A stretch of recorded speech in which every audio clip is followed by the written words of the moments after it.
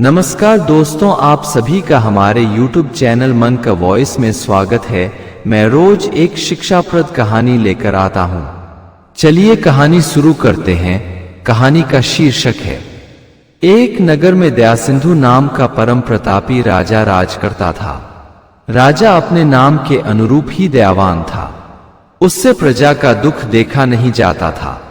उसी तरह राजा की रानी, जिसका नाम करुणा था, वह सचमुच करुणा की सागर थी। राजा रानी दोनों अपनी प्रजा का हाल जानने रोज नगर में घूमते।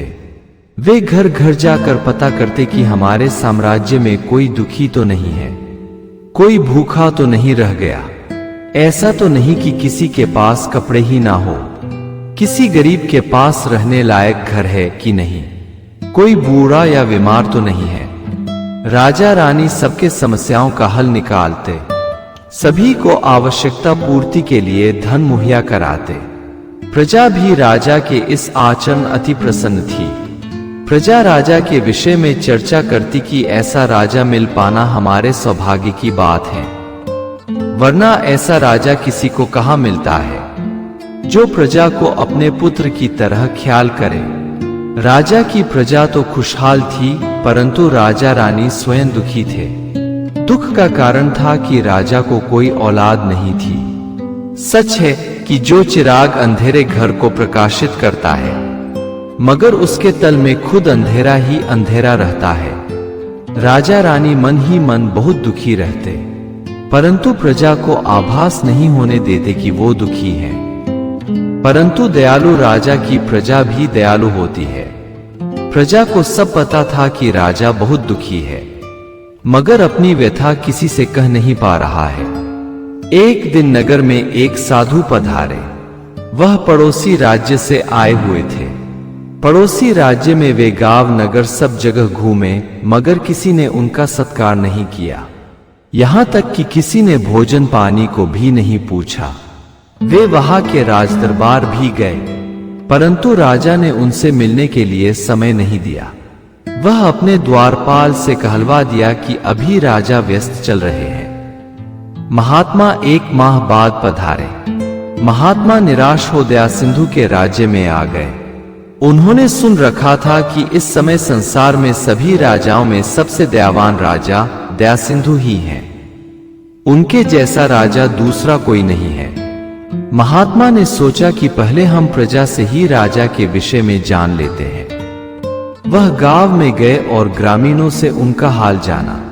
ग्रामीणों ने महात्मा का बहुत सत्कार किया और बताया कि हम बहुत खुशहाल हैं। हमें राजा ने हर सुविधा मुहैया कराया है। राजा बहुत धर्मात्मा और प्रजापालक है।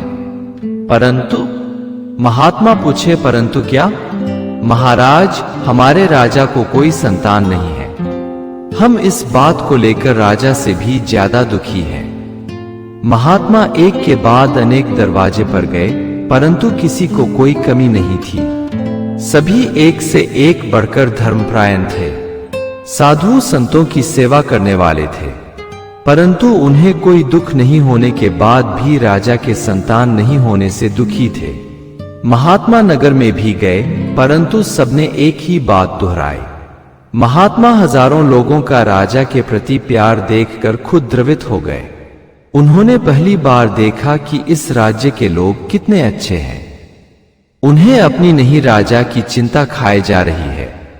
अभी तक तो महात्मा ने देखा था कि लोग अपने दुख से नहीं, दूसरे के सुखी देखकर दुखी हैं, मगर यहां तो ठीक उल्टा था। एक से बढ़कर एक धर्मात्मा है। महात्मा वहां से सीधे राजदरबार आ गए। राजा के दरबार में महात्मा, साधु, संत को राजा से मिलने का रोक नहीं था। महात्मा बिना रोक टोक निवास तक भी जा सकते थे। प्रजा राजा से रात दिन कभी भी मिल सकती थी। महात्मा राजा के पास गए। राजा ने महात्मा का साष्टांग दंडवत किया और आदर के साथ आसन पर बिठाया। महात्मा राजा का आदर से बहुत खुश हुआ। महात्मा ने बहुत तपस्या कर भगवान से एक थैला अर्जित किया था। उस थैले की खूबी थी कि उसके अंदर आ जाने वाली हर चीज दोगुनी हो जाती थी। चाहे वह अन्न हो, भोजन हो, सोना चांदी हो, या वस्त्र हो, यहाँ तक कि उसमें आ जाने वाले जीव जंतु भी 1 से 2 हो जाते थे। महात्मा ने राजा पर खुश होकर अपना थैला राजा को दे दिया। हमारे देश के महात्मा सर्वस्व त्याग के लिए प्रसिद्ध रहे हैं। महर्षि दधीची ने तो अपने शरीर की हड्डियां ही दान कर दी थी।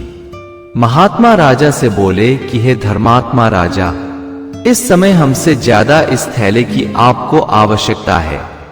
आप इस थैले की मदद से अपनी प्रजा का कल्याण करो। राजा रानी थैला पाकर बहुत खुश हुए। महात्मा तो थैला देकर चले गए, तो रानी ने थैले में अपना गले का हार निकाल कर रख दिया। रखते ही हार 1 से 2 हो गया। राजा रानी को खुशी का ठिकाना नहीं रहा। वह थैला लेकर अब रोज अपने प्रजा में निकल पड़ते और पहले से ज्यादा अब प्रजा की मदद करते। एक दिन राजा रानी एक विवाहिता स्त्री के दरवाजे पर गए। वह स्त्री अकेले ही घर में रहती थी। उसका पति प्रदेश चला गया था। उसे गए हुए 1 साल हो गया था। वह स्त्री राजा के पास आई और बोली, महाराज, मैं अपना बच्चा आपको दान करना चाहती हूँ। राजा बोला कि हे देवी, मैं एक धर्मात्मा राजा हूँ।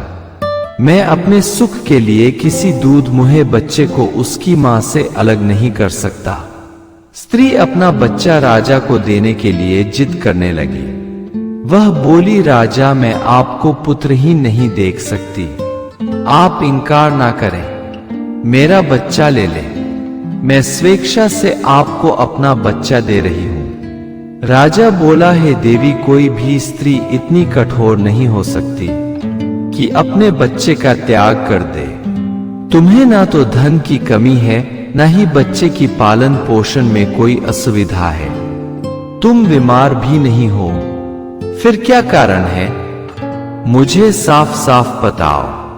मुझे लग रहा है कि तुम कुछ छुपा रही हो। स्त्री अपने चेहरे का भाव छुपाते हुए बोली कि महाराज, मैं झूठ नहीं बोल रही। तब राजा ने कहा कि तुम अपने राजा की कसम खाकर कहो कि सच बोल रही हो। तब स्त्री बोली, नहीं महाराज, मैं आपकी कसम नहीं खा सकती। मेरी कुछ मजबूरी है, जिसके चलते बच्चे को अपने पास नहीं रखना चाहती। रानी बोली, बहन, तुम निसंकोच अपनी बात बताओ, हम तुम्हारी सहायता करेंगे। तब वह स्त्री बोली, महारानी, मेरे पति को परदेश गए हुए पूरे 12 महीने हो गए। इस पुत्र का जन्म पति के अनुपस्थिति में हो गया है। मैंने कभी किसी पुरुष से अनैतिक संबंध नहीं रखे। मैंने कभी भी व्यभिचार नहीं किया। फिर भी पति के जाने के 12 महीने बाद बच्चे का जन्म कहीं से भी उचित नहीं है। स्त्री को तो 9वें महीने में ही बच्चा पैदा हो जाता है।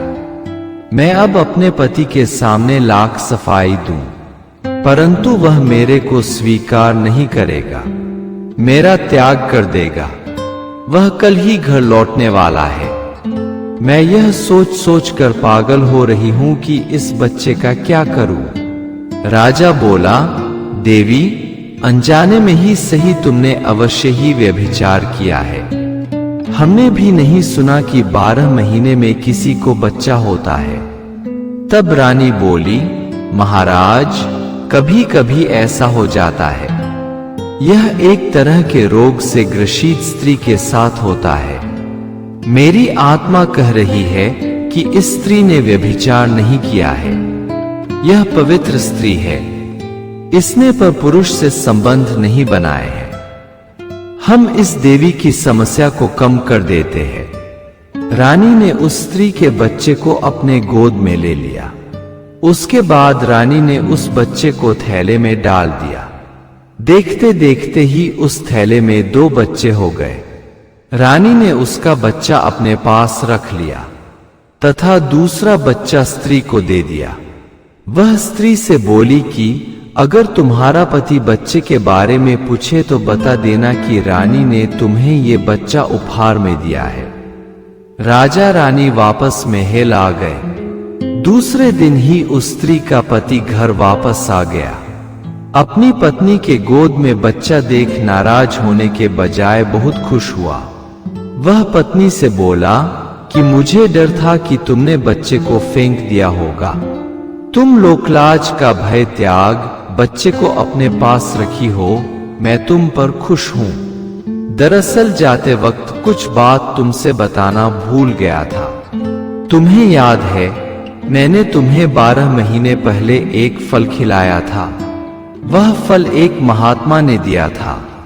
उसने बताया था कि यह फल अपनी पत्नी को खिला देना। इस फल के खाने के बाद तुम्हारी पत्नी को 12 महीने बाद एक बच्चा होगा। वह बच्चा 9 महीना में जन्म नहीं लेगा, बल्कि 12 महीने बाद जन्म लेगा। वह बच्चा बड़ा होकर इस राज्य का राजा बनेगा।